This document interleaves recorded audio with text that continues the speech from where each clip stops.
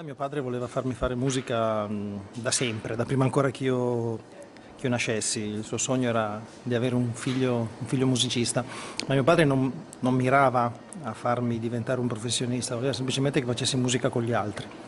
E quindi la banda è da sempre il luogo di aggregazione primario per dei bambini che in provincia vogliono fare della musica, quindi è normale che io entrassi in una banda e che giocassi con lo strumento che mi davano. All'epoca non c'era internet, non c'erano WhatsApp, non c'erano i giochini, non c'erano le app e quindi ci si divertiva con quello che c'era. Il clarinetto era un ottimo giocattolo.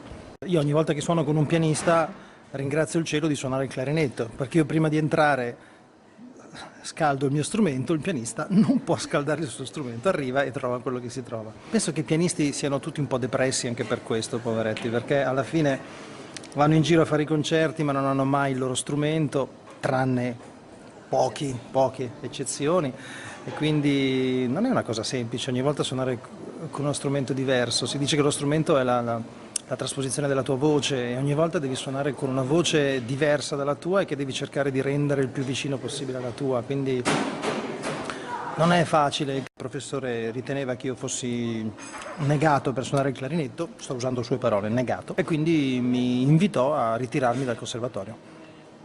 Mi disse anche che avevo delle labbra che andavano bene per fare il fagotto. Lo ascoltai, feci 2 settimane di fagotto, poi in realtà lo strumento non mi piaceva e quindi andai via dal conservatorio. Andai a fare il concorso di Lione perché volevo vedere Lione, non c'ero mai stato, allora volevo fare una vacanza di 3 giorni a Lione, poi c'era il concorso e vinsi il concorso, semplicemente è venuto tutto così un po' per caso. Il rientro in Italia aveva attorno tante altre cose, non soltanto l'invito di Beri. Però diciamo che tornare in Italia è stato un bello shock, perché la vita di tutti i giorni in Italia è molto più complicata, il traffico, la posta, i treni e via dicendo, questi sono problemi rispetto alla Francia. Però cosa vuoi che ti dica, alla fine della storia a Roma c'è sempre il sole, la qualità di vita è migliore qui. Io ritengo che la qualità di vita sia migliore in Italia che in Francia, e posso dire la mia perché in Francia ho già vissuto moltissimi anni. Quando vai a suonare con la Filarmonica di Berlino sei attorniato da gente che suona benissimo e quindi tirano fuori il meglio di te. È più facile suonare con i Berliner che con le orchestre normali, tra virgolette. Io Abbado lo chiamavo Claudio, quindi per me è Claudio.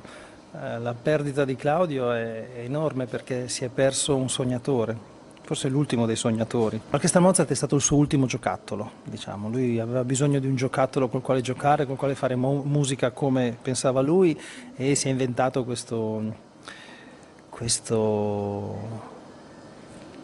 essere musicale, diciamo, che ha plasmato tra le sue mani per quasi 10 anni.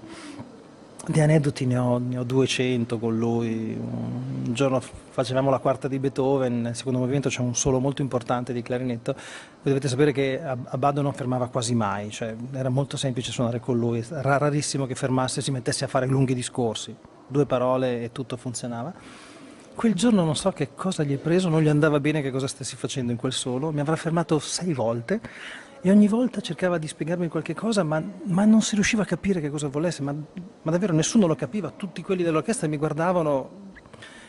A un certo punto, dopo che anche lui si è reso conto che non sapeva nemmeno lui che cosa voleva, mi ha detto: Alessandro, va benissimo quello che hai fatto, andiamo avanti.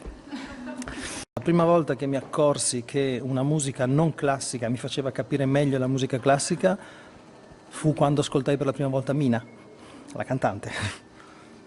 Quella donna ha una musicalità, un'espressività innata, naturale, che mi fece capire che molte di quelle idee potevano anche essere inserite in una sonata di Brahms. Figuriamoci la musica klezmer o il jazz, quanto possono fare anche per la musica colta. Bernstein diceva: esistono 2 generi di musica, la musica bella e la musica brutta, basta.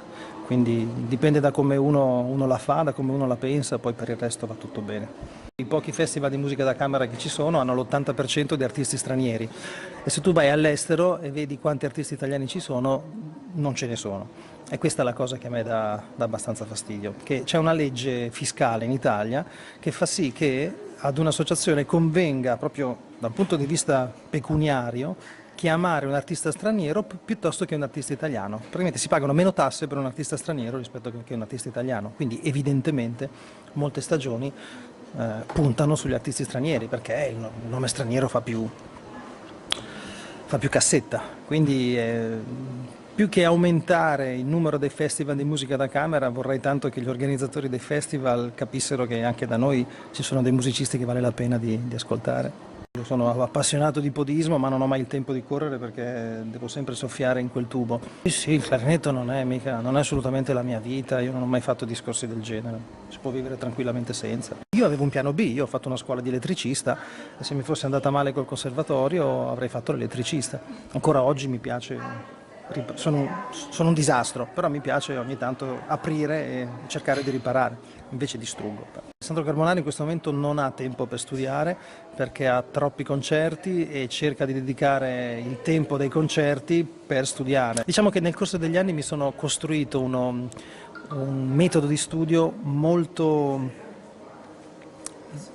personale ma molto pratico, cioè qualche cosa che in poco tempo mi dà molto. Se appena vedo che ho un problema so andare a risolverlo, però se devo essere sincero in questo momento ho una tale quantità di concerti, quest'anno nel 2017 saranno 150 e quindi chiaramente con orchestra e anche concerti che ho da solo, quindi con 150 concerti in un anno capite che è davvero difficile studiare.